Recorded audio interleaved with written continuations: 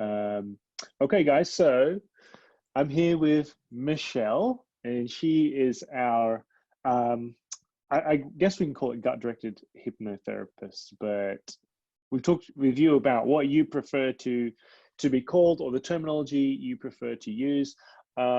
So can you guys let me know in the Facebook group in comments if you can hear and see me? Because the first time I'm actually trying to stream this live from Zoom to Facebook. I have to use a third-party software. It seems like, I think Marnie said yes. So let's just jump in. Anyway, I'm recording it. So Michelle, thank you for doing this call for us. Everyone's really excited. So I did a poll, and you saw like the different kind of questions or what people were interested in. So how should we start this? So let's say we're someone with digestive issues, maybe it's IBS or IBD, and a lot of people filled in that form actually that I put, and kind of put their point score and stuff. Yeah. How do you start with a new client, for example, or what should they know about this whole thing? Yeah, cool question. So I guess, you know, for your Facebook group, for the people that are tuning in and listening, the bit to start with is that my slice of the pie is to attend to the psychological, emotional, and behavioural aspects of gut disorders. So it's quite a different slice of the pie than is usually attended to.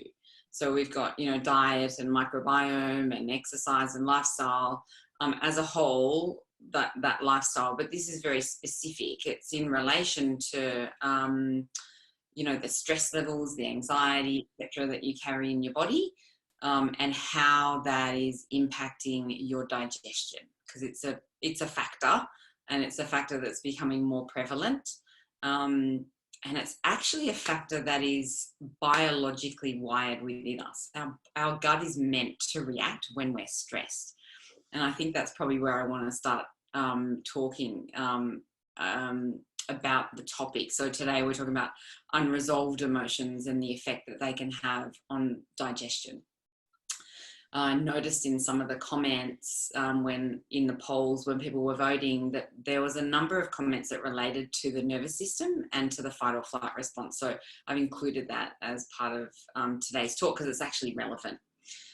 So if we go back to the biologically wired in, the primitive part of our brain back here, the old part, the fight or flight, the limbic system, so the emotional center of us, all the parts of us that are instinctive, they're designed to protect us. So if you imagine back when we were living in tribes on the land and some threat came to our camp, then our fight or flight response kicked in because it's there to keep us safe. It's there to save our lives, right? So when the fight or flight response kicks in, what it does is a number of biological things in our body or physiological things in our body. And in an instant too, like quicker than you even notice and can cognitively be aware that it's happening. So it'll immediately increase our heart rate with the purpose of sending more blood into our extremities, our arms and legs, because what the body wants for us is to be able to run or fight. That's the fight or flight. And so we need an incredible amount of blood flow and energy in those muscles to do that. It also increases our breathing rate. So we know when we're stressed and anxious, we kind of take shallower breaths and quicker breaths. So it increases that so that it can send the oxygen around our body. It'll dilate our pupils so that we can take in more information really quickly. And the other thing it does with our digestion is it says, right now, my interest is in saving your life from this tiger that's, you know, come towards the tribe. And so I'm not interested in digesting the dinner that you ate yesterday. That is not on my agenda. So the primitive part of the brain, the fight or flight, which is your sympathetic nervous system, says digesting dinner from last night is not important right now. So it does one of two things. One, it either tries to empty the contents of your digestive system really rapidly, so vomiting, diarrhea. Two is that it just shuts everything off, right? It just kind of clamps it all up, and that's constipation. It just shuts it down, because what it's trying to do is send all those reserves, all that blood flow to the parts of your body that most need it, and lunch is not really required in that moment. So on that physiological, biological level, our gut is designed to be affected when there is an imminent threat to us. Now, where it went a bit curly is that, you know, back then when we lived in tribes, it happened on occasion and our body would take itself back to homeostasis. So nice, it would go back to the even keel again and we were all okay. But we live lives now in 2020 that, you know, are full of like financial stress and overcommitment and, you know, holding everything together, holding down jobs, having families, trying to exercise, you know, when we've been stuck in traffic for an hour, and how am I going to prepare meals when I get home, and oh, just pick up some takeaway, and all of this is happening, right? So that primitive part of our brain doesn't understand the difference. It still thinks that that's a threat. That level of stress that we carry all the time, it still thinks it's a threat. So the body responds the same. Our sympathetic nervous system still overreacts, and then it can affect our digestion. Yeah. Yeah. so that's the lizard. That's the lizard brain, isn't it? And yeah. And it's the one that, for me, is activated when I'm public speaking in front of, not like this, but like in front of actual humans. And it's like trying to protect me from this non-existent dangerous situation, but which is a modern day danger. Yes. And so, or perceived danger, obviously it's not inherently dangerous. And what feels the threat, it feels threatening essentially to your nervous system. Yes. So yes, it is. Yeah. And so, and to circle back to what you said in the beginning, so your piece of the pie is helping people to understand that that's one of the issues. Like, does everyone with IBS or IBD, like, do they need your help, or is it only certain types of people? For some people, whether it's constipation or diarrhea, maybe I should start talking in symptoms instead. Do they all have symptoms that come from, you know, the mindset or that kind of thing we just spoke about? Or for some people, is it actually not related at all to that kind of thing? Exactly. Yep, exactly. Some people, you know, it might be that they picked up a parasite when they were traveling. It might be that their microbiome, you know, is imbalanced, and they've been eating a really kind of poor diet for many years in their life, and so or medication.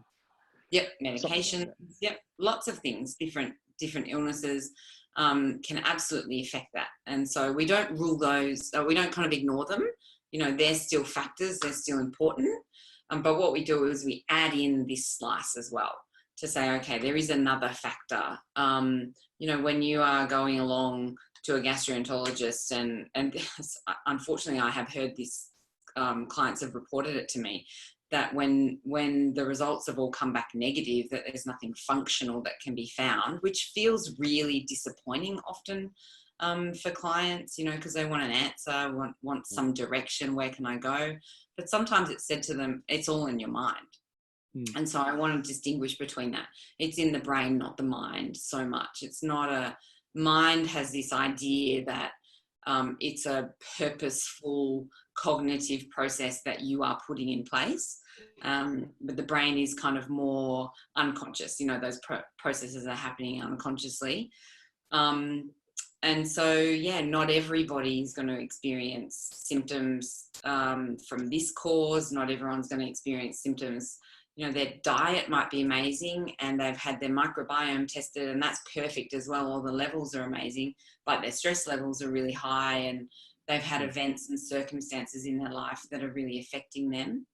And that can go back to trauma as well, like young childhood trauma, how we grew up, because that wires the brain in a particular way, which wires the body in a particular way because of those responses that I talked about before.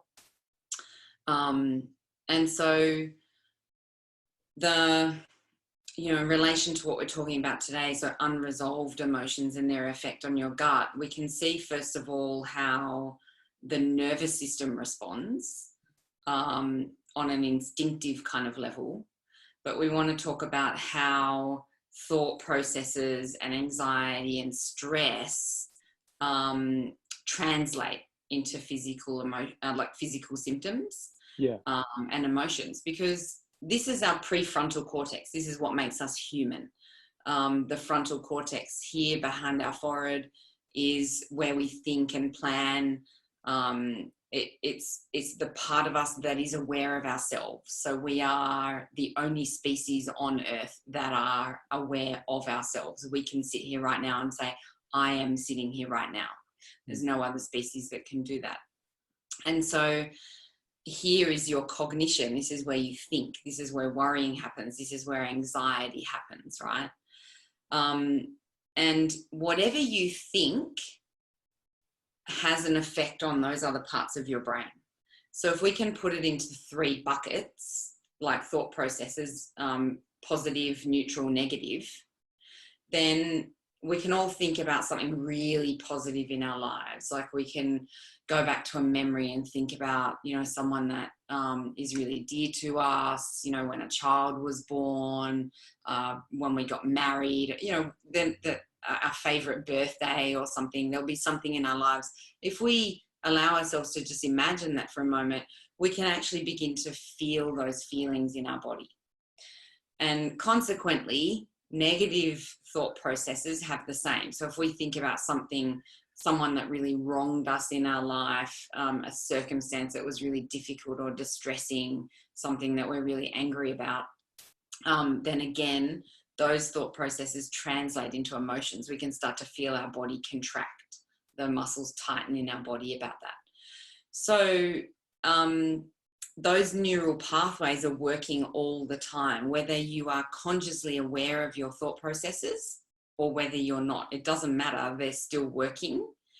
And often, especially, people who are living with gut disorders and chronic illness and chronic symptoms all the time, this is a thought that goes on in the mind consistently, about what do I eat? I'm afraid to know what to eat. Are my symptoms going to be worse? Can I go to work today? Am I able to go on that holiday that we've planned in a few months' time? And there's a lot of thought processes, a lot of questioning, a lot of backtracking about what caused those symptoms that I'm experiencing now, etc. And these are all worrisome or negative thought processes. Those thought processes are translating into emotions in the body. So it's a physiological response. We feel it in ourselves. What happens is that's okay for us to have on occasion. Our body can cope with that. It's normal, right? It knows how to kind of balance it back out. But if that is happening consistently over a long period of time, and what's happening within us is unresolved, that energy, because those emotions are energy, we feel it in our body, those emotions, that energy, those chemicals that are sent out, they have nowhere to go. If you don't resolve them, they have nowhere to go. And so then you start getting physical ailments, physical effects in the body. And we're talking specifically about gut disorders today, but they'll present in different people as different symptoms. Some people might get migraines. Some people might end up with an autoimmune disease. Some people might have a heart attack. There's just different presentations. But if somebody tends to have a gut disorder of some kind, then that is the weaker part of their body. It's the place that takes the strain, that holds what's happening there. Yeah, I like that. I think it's good to point out that, because everyone will agree, oh yeah, oh, you're in a stressful job, oh, you're really stressed out, your cortisol levels are high, oh, you're at risk of heart issues, if they tick all the boxes. And that's, we know that to be true. And now you're saying, well, hey, some people actually, the response, the symptom that you feel, the ailment you get might be the digestive problem. Yep, exactly. Yeah, or an because you. autoimmune issue with your own immune system attacking your body cells. Um, it's fascinating stuff. So, yeah, and for people to visualize as well, the example I always like to give, it seems super obvious, but it's like, when you were little and you were going to run a race and you get butterflies in your tummy, Yeah. and that's from you being nervous. So that's the vagus nerve right there. That's connecting your thoughts and your brains to your gut, and so that's at the center of it all. But so let's talk about. Anyway, did you I know I interrupted you. Maybe you wanted to keep going, or did? Yeah, I think that no, I think it's fine. Like, I think yeah, that's the explanation really. What I was seeing from people in the Facebook group is that they wanted to understand how is what I'm feeling and how is that fight or flight response affecting my gut. And to know that it is a thing, that it's a biologically wired process in your body that's meant to happen, but it's just not meant to happen at the frequency that it happens, that it causes you chronic gut symptoms. Yes. So one of the things I always say to people is like, the dose makes the poison. Whenever someone asks me about pretty much anything in life, I'm like, it's the dose that makes the poison. So what you're experiencing was a natural body response, the lizard brain trying to protect you. And sometimes in those dangerous situations, this was beneficial to you. But now in our day and age, you're having this heightened fight or flight response constantly, forever. And it's like you said, it's going unresolved. So the dose is now too high, and now it becomes the poison. Yeah, that's it. Makes sense. And so everyone's like, the main voting when I asked people was unresolved emotions and their effect on your gut was the main thing people wanted to know. The second highest voted thing I also think is important, and hopefully we can get to it, is, well, what is gut directed imagery and how will it help me? So on the first point, unresolved emotions and their effects on your gut, did we cover everything there, or? Yeah, and I want to talk about what unresolved emotions are. Okay. Because there's so many different flavors. There's a flavor for everybody. Unresolved is unresolved. Whether you pack it down, whether you ignore it, whether you let it run over and over and over within you, but you don't actually resolve it, it's still there. It's still happening in your body. And so it can be that you have a really poor relationship with one of your family members that's affecting you. It can be, as you mentioned before, that you've got a super stressful job and that maybe it's not the right fit for you. Maybe it's not aligned to you and to what you need. Maybe there's some things going on at work that are conflicting with your values. Maybe you're having a poor relationship at home. Maybe life is stressful. Maybe a loved one died. Maybe you're doing uni exams. Maybe it's just that you did go overseas. You picked up a parasite. It's 18 months on, it's 3 years on, it's 10 years on, and you still can't resolve your gut symptoms, and they have just become such a big focus in your life. So unresolved emotions don't have to come from something in the past that have caused gut symptoms. It can be that you already had gut symptoms and now you're an anxious mess about them because you've tried so many things to resolve them and they're not resolving, and it's just been really limiting in your life. It's affected your social life. It's affected, who you have lunch with at work, or, that you have to make all your food all the time, or it's really, your diet is quite limited, or you're having to spend so much money on appointments, to get it resolved. And so all of these things can really affect you. And then that becomes a stressor, which is now inadvertently contributing to your symptoms. Because anytime we're stressed, we essentially, so stress comes from up here. So stress is a cognitive thought process. It's how we perceive or view something or worry about something, right? So if we have some stress that's happening, whenever we have stress, we are going to have tension in our body. And I do this because we tend to contract. Yeah, it might not look as obvious as that, but we tend to contract, which means all our muscles tighten somewhat throughout our whole body. So we contract, things don't move as nicely. You know, clearly digestion doesn't happen as it's meant to because it's all contracted. And so then we're all contracted, and whenever we're contracted, we've got tension in our body.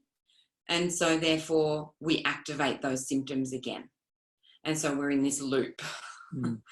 And it's an inadvertent loop. No one is deliberately giving themselves symptoms. Not one person I've ever met in 9 years has given themselves symptoms purposefully.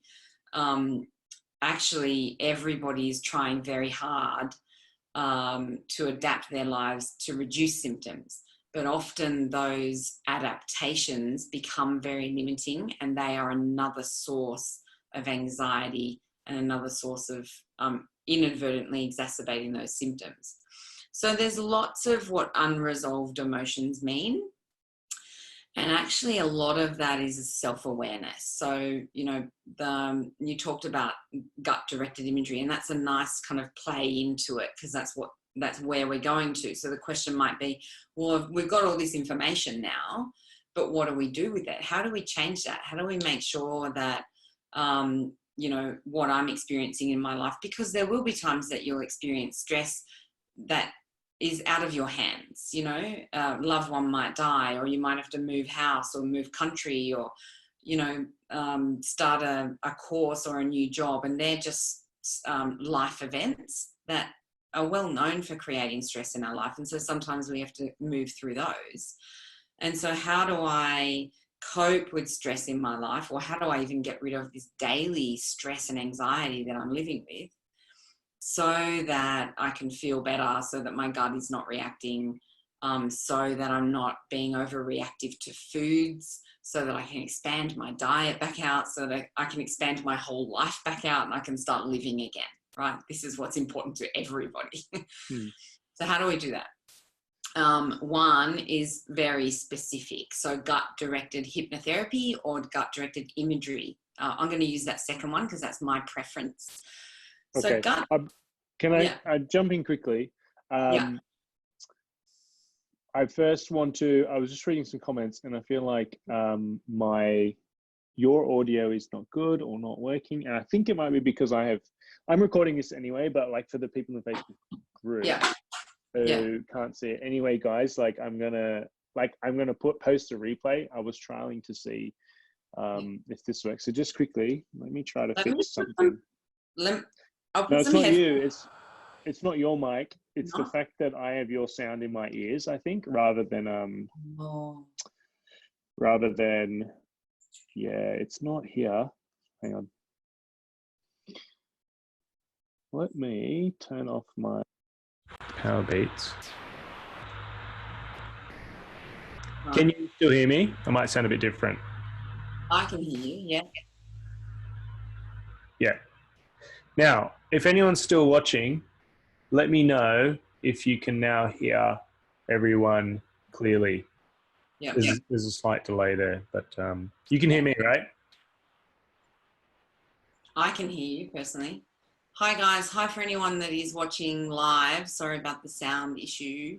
Hopefully in hearing me talk, I don't know, that's coming through a little clearer.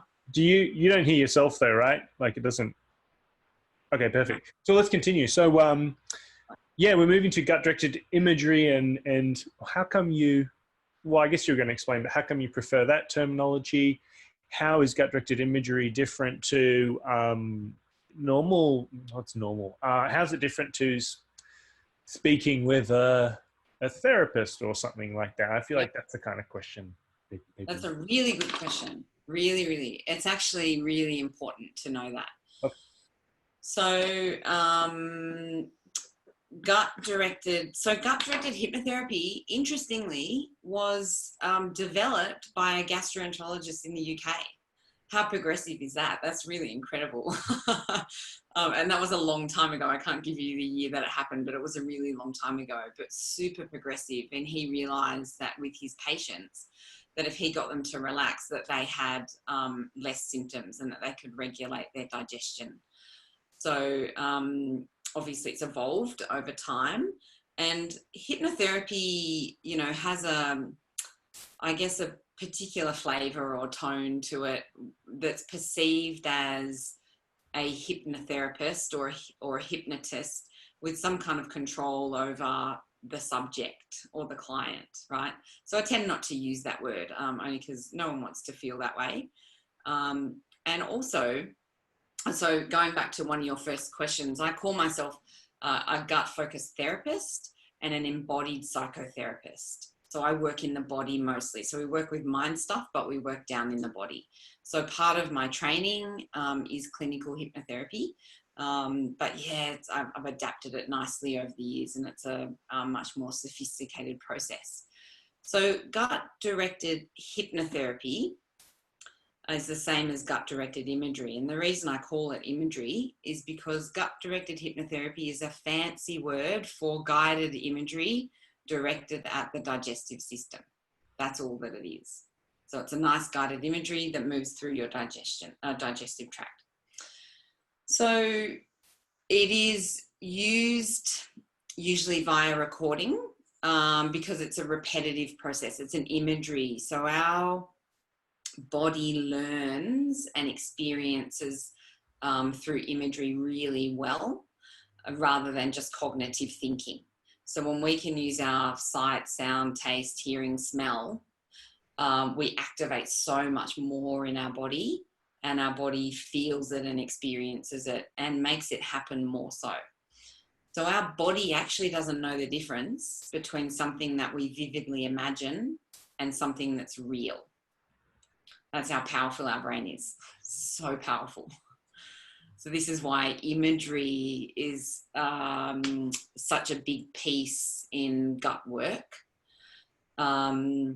because we are repetitively imagining a really healing process moving through the digestive system that is relevant to whether you have diarrhea predominant symptoms or constipation predominant symptoms. So in diarrhea, what we want to do is slow down the digestion, is we want to stop the cramping, is we want to eliminate inflammation and bloating and and clear all that through. In someone that's got constipation predominant, that's the worst thing that they can imagine for themselves. They need to get it moving faster. And so what we are doing is getting things moving faster. All the while, there's a deep relaxation that's happening, because whenever we relax deeply, we activate our sympathetic nervous system, so opposite to the fight or flight. So sympathetic nervous system is our rest and digest state. So when we're super relaxed, our digestion starts moving again nicely, just how it should do. Yeah.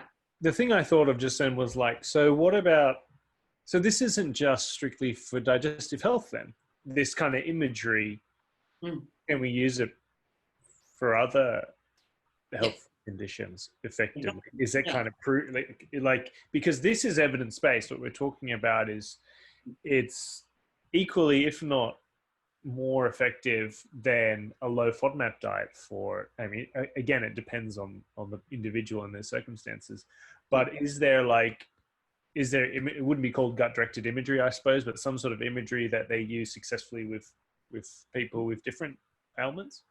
Yeah, absolutely. So I have one myself that I use for just general pain or ailment. So it's not specific to the gut, but it can be directed to any part of the body that is experiencing that ailment. Okay. Yep. Okay. Yep. Anyway, that was just an aside, but it can be, for that reason. So you asked the question of, how is gut-directed imagery different to just going to a normal psychologist or a counselor, for example? And so what I want to kind of add into that is that gut-directed imagery or hypnotherapy on its own tends not to be enough. And the reason it's not enough is that we are all individuals, and that we all have our very own emotional, psychological, behavioral reasons that those ailments are happening in our body. And so those need to be attended to on an individual basis. And so that's why,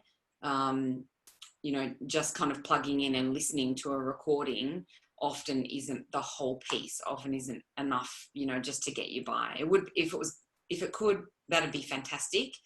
But it's not quite enough.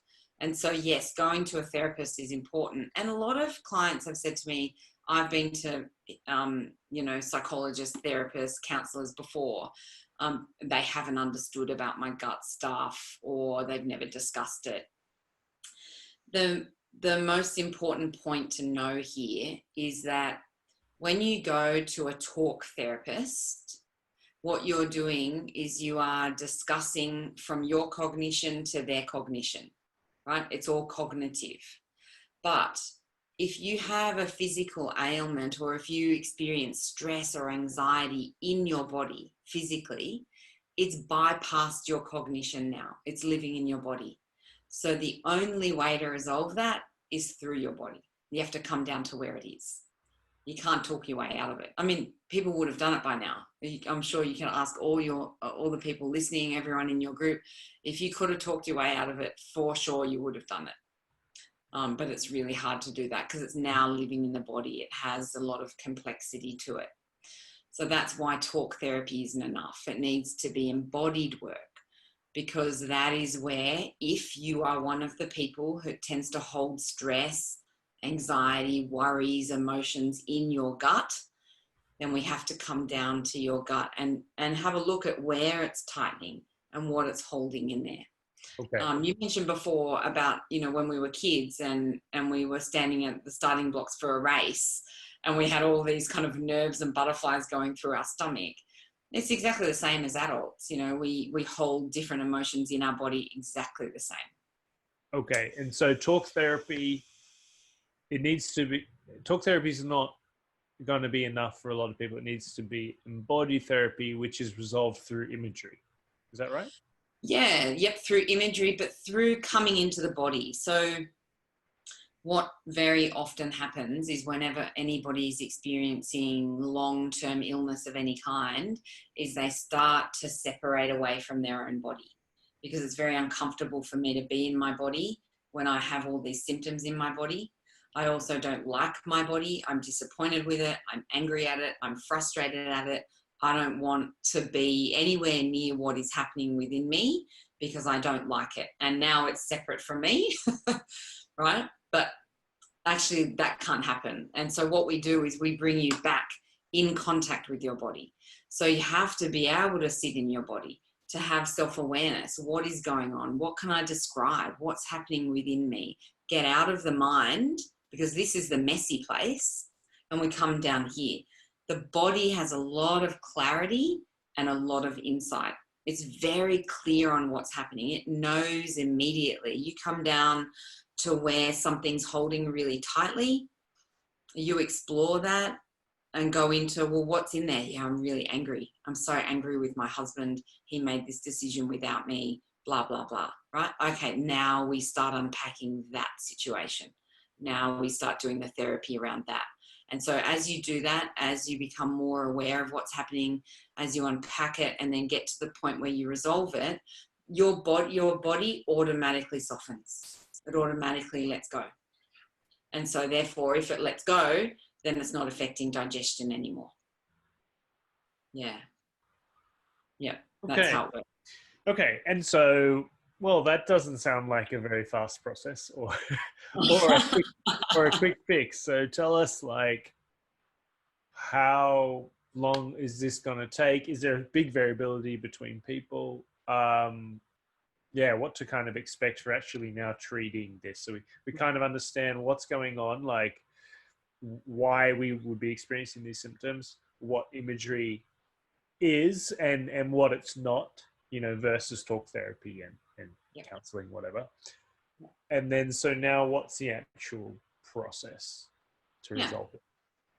Yeah, process is, so we want to slow down, right? I mean, I can talk about it in relation to me and my work. I'm a gut-focused therapist. That's what I do. I see people that are experiencing gut disorders and other physical ailments. So I guess I can talk about how that works, what happens, just to give an idea of what the processes might be. So people come to me for a minimum of 6 sessions, just because we need time to be learning and unpacking and resolving. in that time, there is gut-directed imagery that's happening. So you're doing that in the background at home as you work with me on individual things that are unique to you in each session. Because there's no point, don't pay somebody to do gut-directed imagery repetitively in sessions with you. You don't need to. It's actually a repetitive process that can be done on a recording, which I have, clients, there's an app. Sometimes I give it to people in another format and they do that at home, because we need to get really busy unpacking all the stuff that's unique to you, right? So, that is session per session per session. And you asked, is there a big variability? Yeah, there is.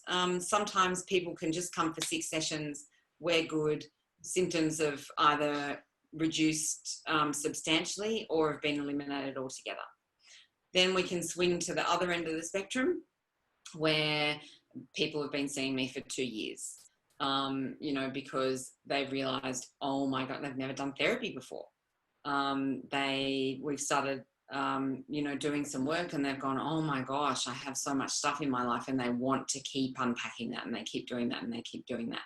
It's always directed by the client, how much they want to do, how they're feeling, what their commitment level is, what their capacity is too, because commitment doesn't always equal capacity. Sometimes we have to know that about the clients as well. So what do you have the emotional, the physical capacity to do? How frequently might that be? So yeah, it can be a short process, it can be a long process. I have no guideline that can give any indication about what that would mean for each individual person. I have no idea. I don't even know going into it. I can get a bit of a glimpse as we start to work together in the first couple of sessions. My job is to see you as an individual and to see those patterns that you don't see. And so I do tend to see those very clearly, and we work on those. But really, there's a few elements. So the first element is self-awareness. Often, and really often, I note this on my website, like 98% of my clients have pronounced anxiety. There is a correlation between anxiety and gut disorders. And it's in the literature. You can read about it. So anxiety and gut disorders, huge correlation. And so with anxiety is head-based. It's really mind-based. It's all cognition. It's all thinking. And that's the place that gets us in trouble. And it actually keeps us from having clarity around our self-awareness. So one of the first factors is, in sessions anyway, is always slowing down. So every session has relaxation in it. Every session that's involved, because to get out of the mind, we need to slow everything down to come down into the body, because this is wired, this is going galloping, right? So we got to slow this down, get those cogs nice and slow. And so it's always a nice experience. So that embodied psychotherapy part, the gut focused therapy that's individualized, always starts with relaxation. So that's nice just in itself. A client knows straight away, oh, I'm going to relax for this hour, So slowing down. So when you slow down and start to get out of that busy mind and into the body and start unpacking things and learning about yourself, then that's when self-awareness is increased. So learning about your body, what's going on in my body, what do I feel, what do I experience, what are the symptoms, how would I describe them, how do I respond to them, how do they make me feel, what kinds of thoughts do they make me have, what kind of worries am I having about them. So this is all self-awareness. And with self-awareness is the place we have to start to make changes. We can't make changes without it. So it's all about self-awareness first. And self-awareness is then learning, this is what state I'm in. If you don't know that you are highly wired and heightened, then you have no contrast to say, well, I need to slow down and I need to relax so that my system can be regulated. So part of the work is learning about who I am, how I respond, how I get on in the world, and then learning, how do I relax? how do I regulate my nervous system down? And therefore, how do I regulate my digestive system down? Because you don't focus too much on regulating your digestive system. It's actually the nervous system that you have to regulate down. Digestion will just follow because it's attached. It has its own nervous system. It's attached by nervous systems. So it will just follow. So it's slowing everything down, having self-awareness so that you know in your daily life, or when am I kind of heightened, I need to bring myself back down again, right? Because any kind of heightened is going to exacerbate symptoms that I have. So I need to keep myself down. And it's about patience and commitment. I mean, this is therapy. This is good quality therapy where you're learning about who you are, and learning about what your needs are and what hasn't been met in your life before, and how you'd like to live now and what's important to you. Yeah, it's all about that. And another component is eventually we want to be building in a daily practice into your life. Because anybody who experiences heightened stress and anxiety, it is non-negotiable that there is some stillness in your life.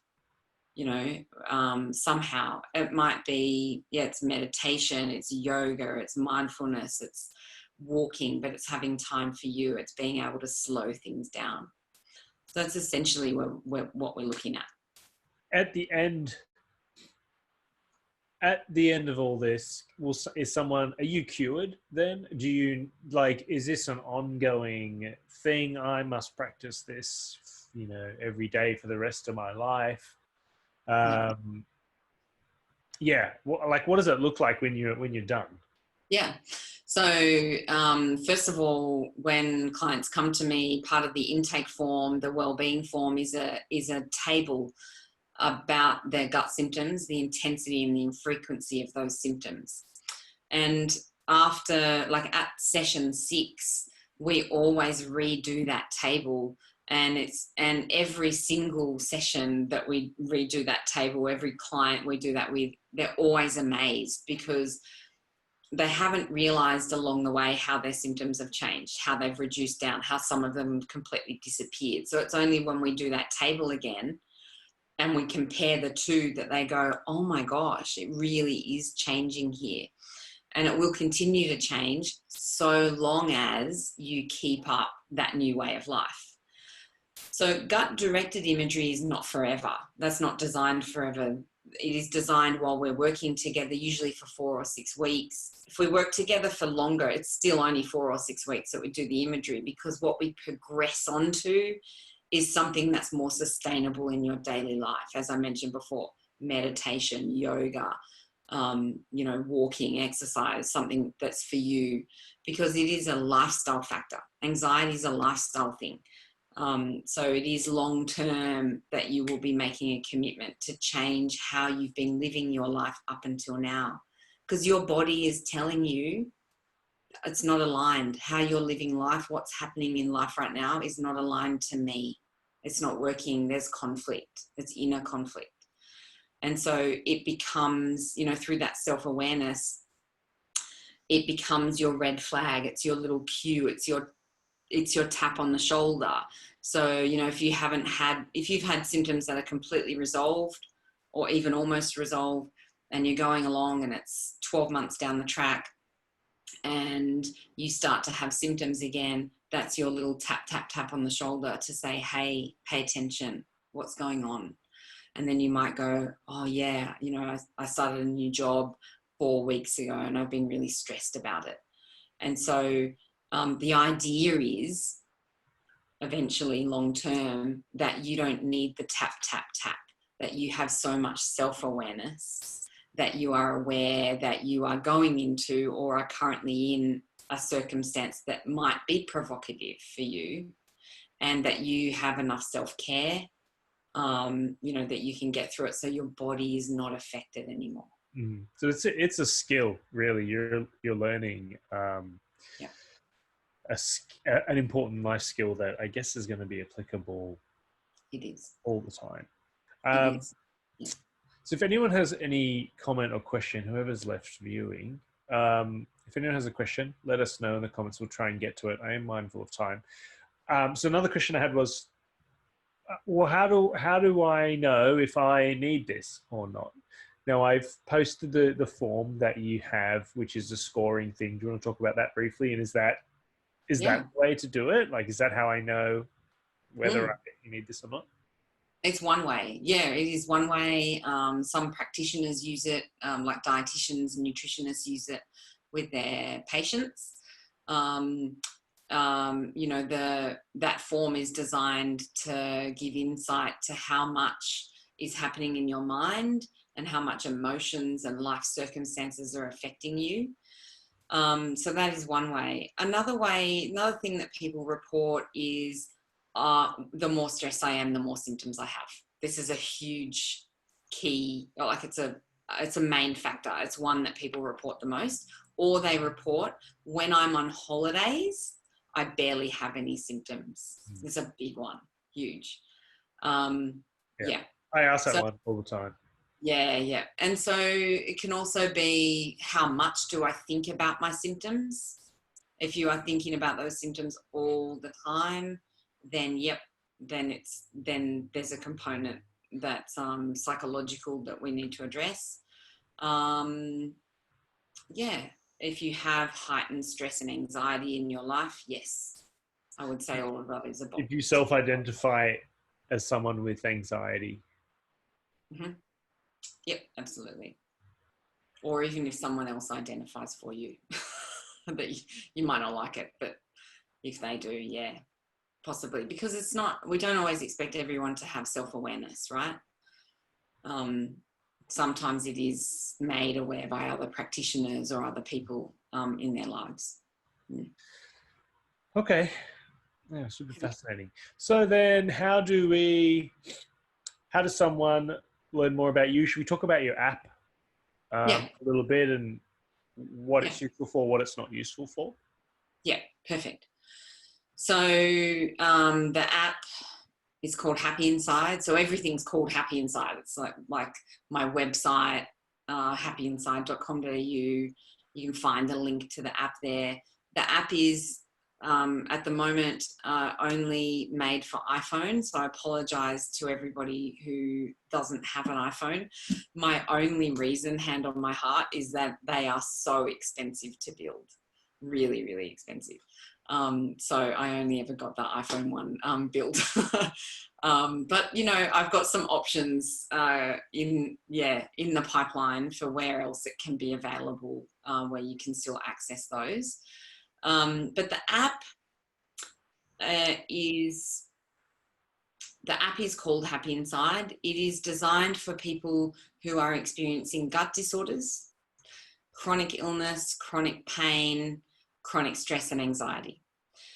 Within the app, there are 3 core practices, and those practices are regulate the nervous system, because remember, regulating the nervous system automatically regulates your digestion. And if you have another ailment, it will automatically regulate that other ailment or pain, because the nervous system is the central driver for it all. So regulate the nervous system. Now that's where the daily imagery is. So gut-directed imagery for constipation, for diarrhea, and for pain are all in that section. And essentially the instructions are, you do that every day for 4 to 6 weeks, depending on your commitment level.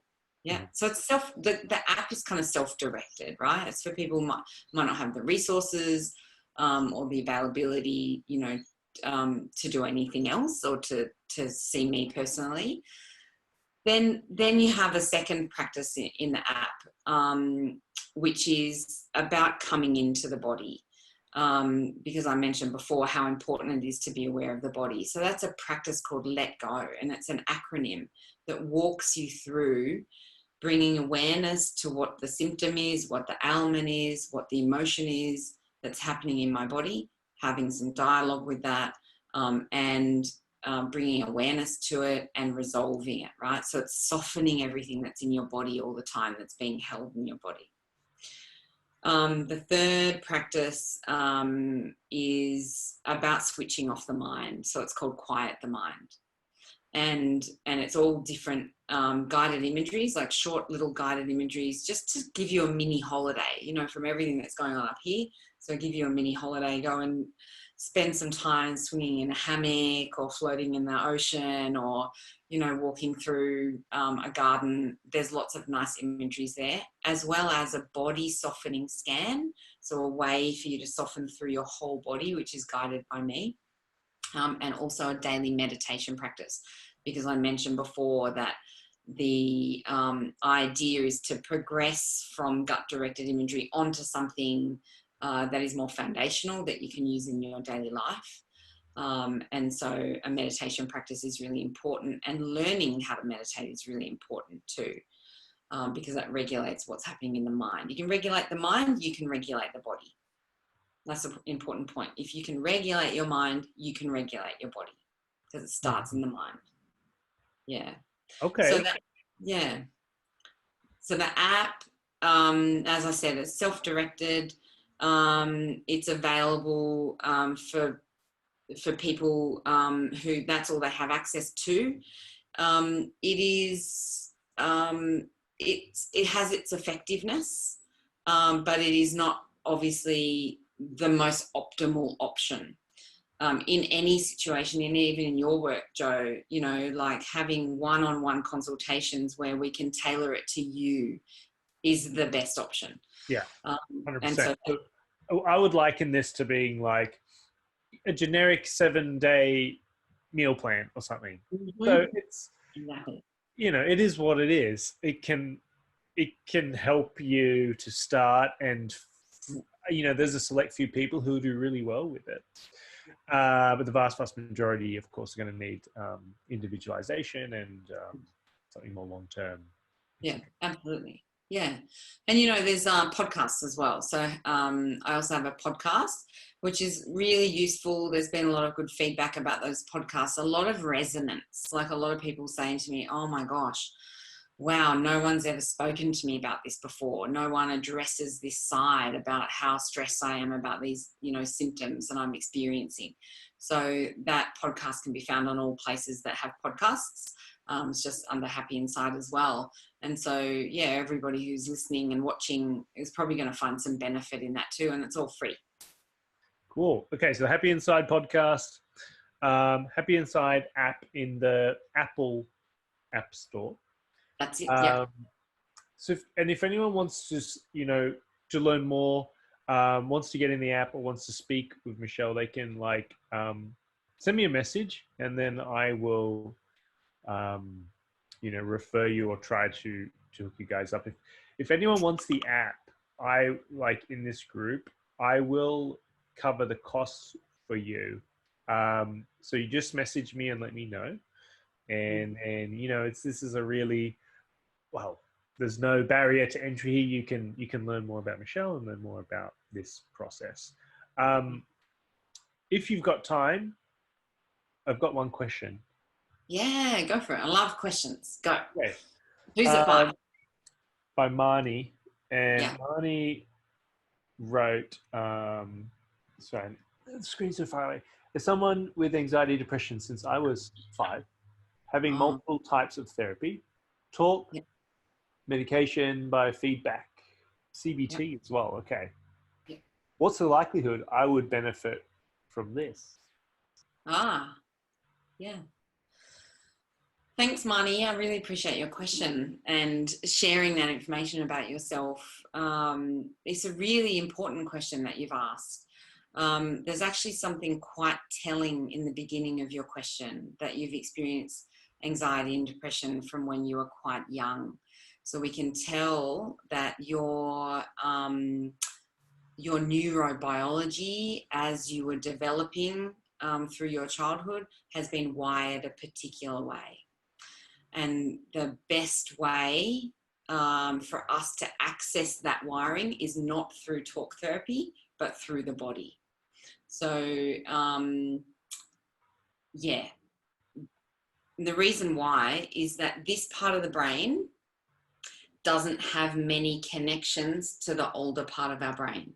So that's why it's really hard for us to actually talk ourselves into something when we're highly distressed, because that doesn't speak to that.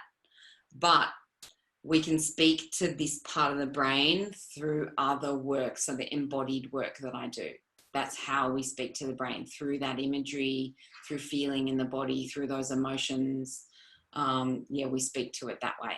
So if you haven't tried it before, but you've tried other types of therapy, which are, I mean, yeah, mostly cognitive, not the neurofeedback, but the CBT and the talk therapy, then if you're not getting the results that you are hoping for through those kinds of therapy, then I would encourage you to try something that is more embodied, whether it's with me or somebody else, but just more embodied. So get you out of your mind. Is this the subconscious? Is that what we're referring to? Yeah, and the primal part of our brain, fight or flight. Yep, that's right. It's the instinctive, intuitive part of us, not the thinking part. So say I'm someone who's had this kind of issue since a young age, or had some sort of trauma from very young. Yeah. Is that where, like, is imagery then more beneficial than general talk therapy for these people? Really powerful. Yeah, really, really powerful. So there's a American psychiatrist, his name's Bessel van der Kolk. You can pick up his book, it's quite famous. It's called The Body Keeps the Score. He is an expert in treating trauma. And his work shows us, it's a lifetime of work for him. He has the trauma center in Boston, I think it is, but his work shows us no talk therapy. It's all every type of other therapy that's based in the body, imagery, EMDR, tapping, martial arts, all yoga, meditation. None of it's talk, not talk therapy. Yeah, interesting. No. Tapping is something that's very effective. And is that a kind of a similar line of therapy as what we're talking about here? It's different. It's quite different. It doesn't really involve the same imagery and the same coming into the body. Okay. Yeah, it is quite different. Yeah. Never mind that one. Actually, one other question. Yeah. We can answer this one really quickly. I think we talked about that fight or flight. This one was by Victoria. Yeah. She said, I'd love to learn about anxiety, bowel movements, because we talked about food anxiety. Why I can't stop my symptoms, even when I get my heart rate and breathing to calm. And why does excitement also get my gut moving? Well, we kind of covered that part, I believe, in the beginning. But so for her, it's really like, why can't I stop my symptoms even when I get my heart rate and my breathing to calm down? Yeah. Yep. That's an excellent question. Thanks, Victoria. So just quickly on the end of that, when about excitement, how come that affects my gut too? Actually, excitement and nervousness are the identical physiological response in the body. It is just our perception to it of whether we call it excited or whether we call it scared. So your body's doing exactly the same thing on the inside. Yeah. And so therefore, even if you're excited, you might still get symptoms. Yeah. Okay. So, but the rest of the question was about, let me just remember. Heart rate. When I get my heart rate down and my breathing slowed, the symptoms are still happening. Okay. Because there's a delay. It takes time. It takes weeks and months. Okay, like a proper delay here. Yeah. So there might be a softening at the time, as in if you have diarrhea, your bowel does this. That's how the contents of your bowel move through. If you have diarrhea, it's doing this. It's contracting really fast all the time. So those muscles are contracting. So every single time you have a session of deep relaxation, what we're doing is trying to get these just to soften a little, to stop moving so fast. It's going to move a little less fast, but it's just going to let go a little bit.